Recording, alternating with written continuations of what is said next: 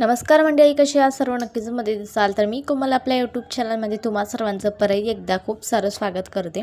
तर आज संध्याकाळच्या वेळी आम्ही छान इकडे नर्सरीमध्ये आलो होतो. तर इथे मला तुळस घ्यायची होती आणि त्याचबरोबर काही झाडंही बघायची होती फुलांची वगैरे. आणि खरंच खूप सुंदर अशी इकडे झाडं आहेत. तुम्ही नक्की इकडे जर राहत असाल मोर्शीमध्ये वगैरे तर हे शिव रोडला आहे, तुम्ही ते येऊन नक्की बघू शकता. आणि खूप छान छान व्हरायटी होती ते. आणि जे काय फुलांची झाडं होती ती तर खूपच भारी होती, मला तर खूप जास्त आवडली. आणि इथे वेदांती ती बघतच होती. सो तुम्ही जर चॅनल नवीन असेल तर चॅनल सबस्क्राईब करा, बेल आयकन प्रेस करा, व्हिडिओला लाईक आणि एक छान अशी कमेंट करा. आणि लवकरच आपल्या 100 सबस्क्रायबर पूर्ण होत आहेत. सो चॅनल नक्की सबस्क्राईब करून जावा आणि व्हिडिओ शेवटपर्यंत बघा. सो इथे ना मी आले तर आधी तुळस वगैरे घेतली मी, आणि नंतर मग जी काही झाडं वगैरे मला बघायची होती तर ती इथे मी बघायला स्टार्ट केलं होतं. आणि एकदम सुंदर होती, असं वाटत होतं की सगळेच घेऊ की काय. खरंच खूप फ्रेश वाटत होतं इकडे आल्यावरती. आणि बऱ्याचशा व्हरायटी होत्या इकडे. आणि हे गुलाबचं वगैरे होते. तर एवढे छान सुंदर असे रोप होते. आणि याच्या आधी मी घरी घेऊन गेले होते. सो ते काही दिवस होते फुलं त्याला, आणि मध्ये बंद झाले आणि परत खूप सारे फुलं यायला लागले त्याला. आणि त्याच्यानंतर परत आता पूर्णपणे ते झाड सुकले. त्यामुळे आता माझं काही मन होत नाही की मी घरी घेऊन जाऊ की काय असं.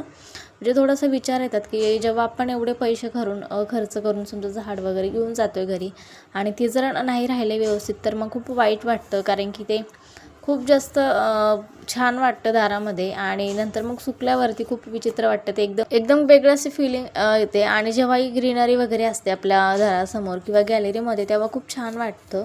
तर आता मी थोडे दिवस झाडं वगैरे तर नाही लावणार, बाकीची फुलं वगैरे. जेव्हा मी इथनं शिफ्ट होईल दुसऱ्या जागी तर त्यावेळेस मग छान छान अशी गॅलरीमध्ये मी सजवणार आहे. नवीन नवीन सगळे प्लांट घेणार आहे.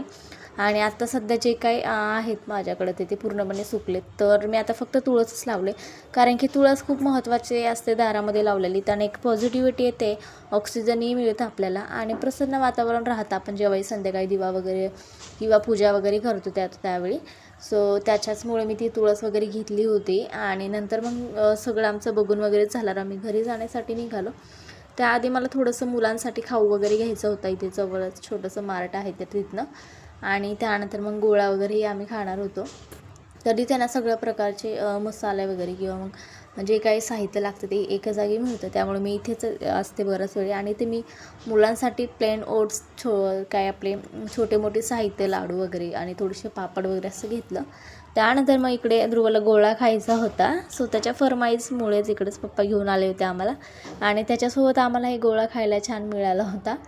आणि खूप दिवसांनी खाल्ला होता त्यामुळे खूप छान वाटत होतं. सो त्यानंतर घरी आले आणि नंतर मग जी काही जवसाची वगैरे चटणी घेऊन आली तर ती मी ते जी काही काचेची माझी छोटीशी बरणी आहे त्याच्यामध्ये घेतली मी काढून. आणि ह्या ज्या काही चटण्या वगैरे असतात ना त्या खरंच खूप छान टेस्टी लागतात आणि शरीरासाठी खूप छान आहे. जसं की शेंगदाणे चटणी, जवस चटणी, आणि वेगळ्या वेगळ्या प्रकारच्या ज्या काही चटण्या असतात कढीपत्त्याची वगैरे. सो तीही मी लवकर ट्राय करणार आहे, कारण की थोडीशी आता माझं हेअरफॉल होतं आहे. तर त्यासाठी मी कढीपत्त्याची चटणी वगैरे आता लवकर बनवणार आहे.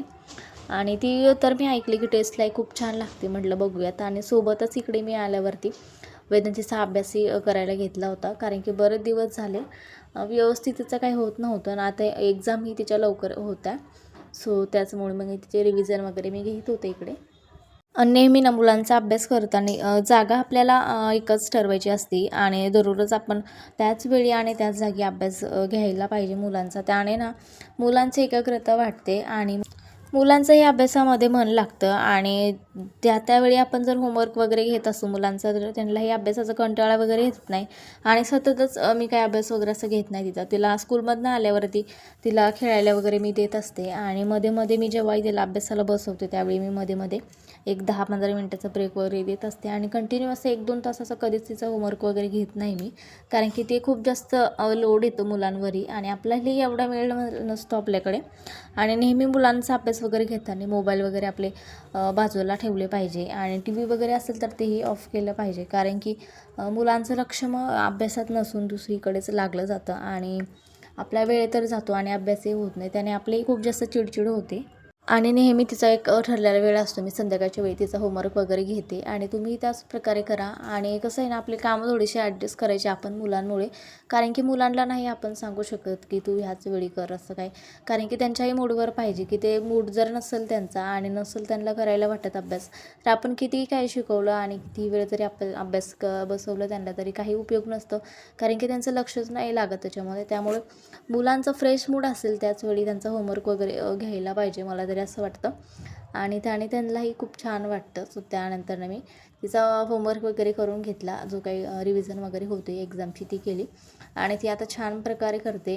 सो तिला मी नेहमी सांगत असते की तू छान करते. आता तिलाही ते बघ ऐकून छान वाटतं आणि मुलांना त्यांचं कौतुक केलेलं नेहमीच सगळ्यांनाच आवडत असतं.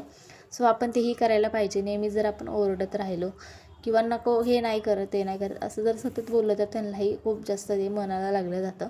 आणि हेच वय असतं मुलांचं, जे की आपण त्यांना चांगल्या वाईट सवयी लावू शकतो आणि नेहमीच चांगल्या सवयी लावल्या पाहिजे.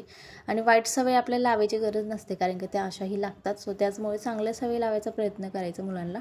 आणि खूप जास्त लोडही नाही देत मी तिला अभ्यासाचा वगैरे. त्यामुळे ती आता फ्रीली सगळ्या गोष्टी छान करते. तर माझा स्वयंपाक वगैरे मी आवरून घेतला होता. त्यानंतर छान असं ताटले रेडी केलं आणि मस्त जेवण करून असं संपवलं आजचा व्हिडिओ. नक्की चॅनल सबस्क्राईब करा. बाय.